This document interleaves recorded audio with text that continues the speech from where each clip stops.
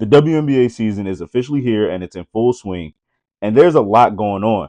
It's a fresh buzz of energy, new faces, new talent, and the Golden State Valkyries are finally here for their inaugural season. After much hype and much anticipation, we even got a loaded class of 2025 rookies. I have a few things that I expect throughout this season, or just some things that I look forward to, per se.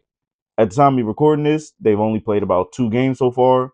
So I'm pretty sure a lot has already happened since then, but I'm excited. From all the hype that was going on last year, I want to carry it on into this year, and I want to jump straight into it. Talking about the Indiana Fever. Is this team primed for a WNBA championship run? Last season, Caitlin Clark and that team barely made their way into the WNBA playoffs just to get smacked 2-0 by the Connecticut Sun, and they go out and they had to retool. After a crazy rookie of the year season that Caitlin Clark put together, they realized that and Aaliyah Boston wasn't even nearly enough. They had some pretty good players, but not enough to win a championship, but also started in the front office.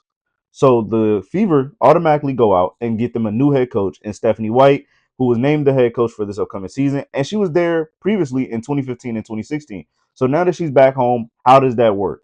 But then they go get veteran talent, and not just any veteran talent. They get Dewana Bonner, who's a 6-time All Star, who's won 2 WNBA champions. She's going to be a lot on the leadership role, and she's going to dominate a lot of the rebounding and inside scoring to help out Aaliyah Boston to give them their own two big women presence down low on the post. Then on top of that, they go grab Natasha Howard. They sign her for a 1-year deal, and she brings a lot of defensive versatility to the team, right? She's not going to wow you with her scoring, but she is going to guard the 1 through 3. You may see her down there in the low post every now and again. So they add much needed defense to that roster. And then they needed shooters. Aside from Caitlin Clark, they didn't have a lot of great perimeter shooting.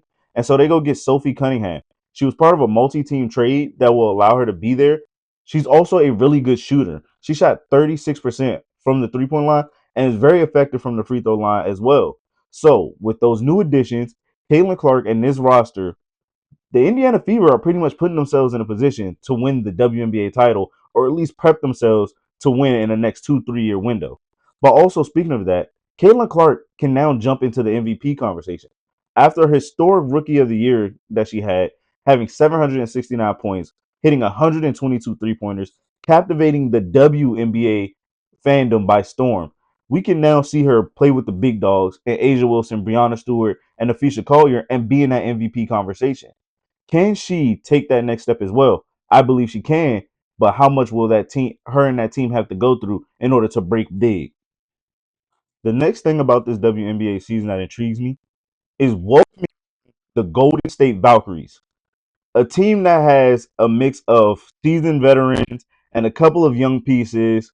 What are they going to do? Are they going to try to make a name for themselves early, or are they going to just try to compete and see where they fall and hope for a good first round pick in the lottery this upcoming season? It's kind of hard to tell because with the roster that they have and the first round picks that they drafted, it doesn't seem like they want to win right away. All the first round picks that they did draft, or all their entire draft class, to be honest, isn't on the roster. Cheyenne Sellers was waived. They have a player that's going to continue playing overseas who will be there next season, and they also waived another player. So it's hard to tell what they're going to do, but they have assembled a roster that is built to play for now. Unfortunately, I do say welcome to the W. However, this may not be the team that can compete right away. And it's very unfortunate because Kate Martin is going to be one of the faces of that league, of that team, but it doesn't seem like it's going to go anywhere. So could they be prepping for a Hannah Hidalgo or Olivia Miles coming out next year? Is that what they're setting their sights on? So who knows? But as of right now, welcome Golden State Valkyrie. Speaking of welcoming new teams and welcoming fresh faces, the rookie class come front and center. Last year's rookie class was amazing, led to the hype, and lived up to it. From the teams in LA with their rookies to Chicago Sky to even the Indiana Fever. Almost every team had a great rookie selection and they had a pretty good season. Can you guys carry the hype? Now, when it comes to the rookie of the year, right now, Paige Bueckers, I'm pretty sure in the FanDuel odds are leading. There are other great rookies in this class, such as the number 2 overall pick from the Seattle Storm and Dominique Malonga. And also, the Washington Mystics have 2 really good rookies that are probably going to be the face of that franchise as the season goes on. Kiki and Fearney is going to dominate the paint, but then also they got Sonia Citrion out of Notre Dame. And then within those first 2 games, she already hit her career high right now as the season has already started, but scoring 19 points. And it was by far one of the best performances we've probably seen from a outright rookie from the Washington Mystics in a good a while.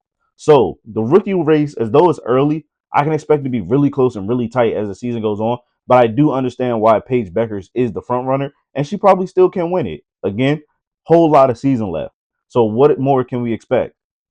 Now that the season is underway, we're now ready to ask the big question.